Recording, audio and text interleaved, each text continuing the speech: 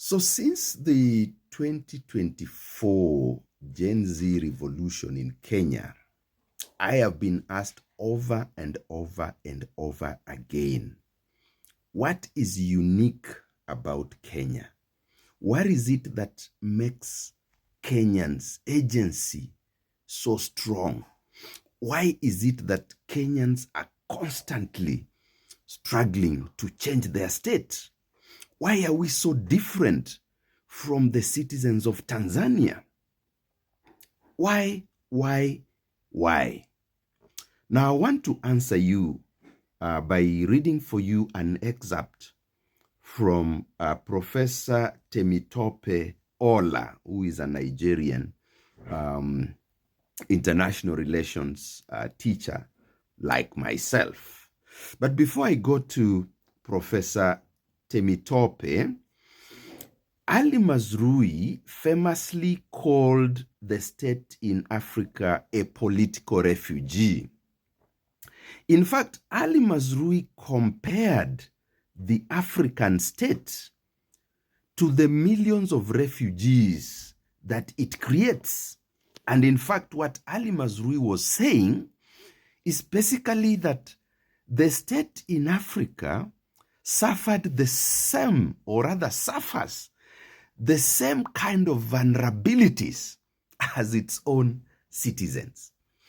Now, what that essentially means is that you cannot understand what is going on, not only in Kenya, but in Togo and elsewhere, without understanding the place of the African state in the international political economy.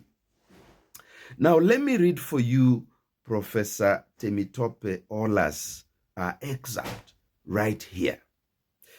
As a matter of fact, the benefits which the fledgling African states are expected to provide on an inclusive basis, including security, justice, enabling conditions for the pursuit of economic livelihoods, as well as public services such as education and healthcare, are nowhere to be found. Rather, the too evident result of global power chauvinism is the emergence of an assortment of crude client entities which made the formation of Westphalia-type states Herculean to establish and fragile to maintain in Africa. Now, you might think that this is, sort of looking for scapegoats. But it is true that African states are enmeshed in the international political economy in a unique way that makes the state itself unviable. So Professor Ola goes on to say, consequently, given extant thinking on the universal core competences of states, it appears that the African state is stillborn, or the building process itself has not really taken off. Now, this is very important.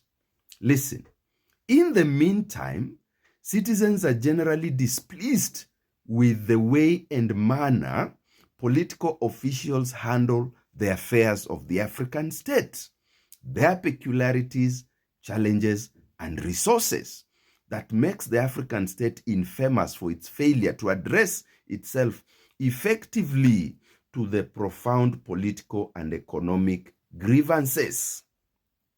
Again, very important. Listen, the fading of the hopes and ambitions following the euphoria of independence era coincides with the emergence of more politically conscious people making demands on the system. All right, so I want you to understand this.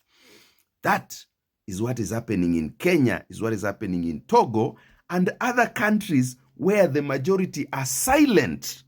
But beneath the silence, it is boiling, and it might boil over very soon in many African states. So it's the question of whether the state is ready to rescue itself from what Mazrui called a refugee status.